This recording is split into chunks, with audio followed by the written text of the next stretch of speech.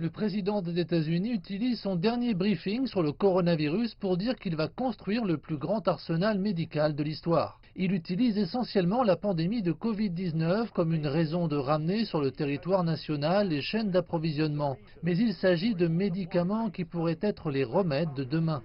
Il a essentiellement dit que les États-Unis étaient trop dépendants de l'Inde et de la Chine en ce qui concerne les précurseurs de produits pharmaceutiques. Pour y parvenir, il précise qu'il utilisera une marque bien connue des plus de 30 ans, Kodak.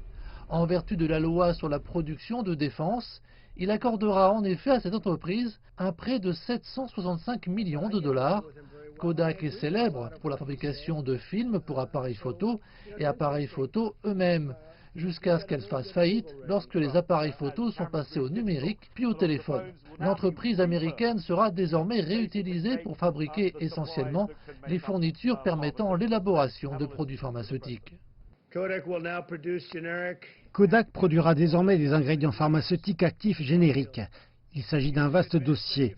Utilisant des techniques de fabrication avancées, Kodak fabriquera également les matières premières clés qui sont les éléments de base de nombreux médicaments d'une manière à la fois compétitive en termes de coûts et sans danger pour l'environnement. Nous serons compétitifs avec presque tous les pays. Le président américain minimise également la propagation de la pandémie en affirmant qu'une grande partie des États-Unis est épargnée par le coronavirus. Il a cependant encouragé les Américains à porter un masque dans les bars bondés. Mais la controverse majeure est un élément qu'il remet constamment sur le tapis. Cela remonte au mois d'avril. Il a en effet vanté une fois de plus l'hydroxychloroquine, un médicament controversé, en disant qu'il en prenait, qu'il était toujours là, même si ses propres responsables médicaux de la Food and Drug Administration avaient dit ne pas en prendre.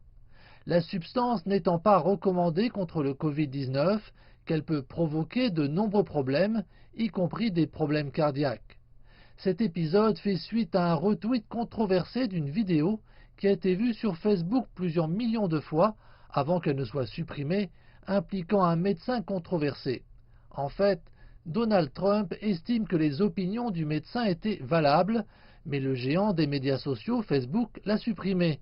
Et Twitter a également restreint le compte de son fils pendant 12 heures pour l'avoir également retweeté.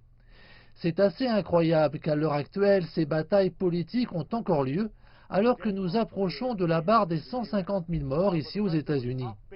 Le président s'est cependant montré optimiste concernant les médicaments, les traitements, un retour sur le territoire national des chaînes d'approvisionnement en médicaments.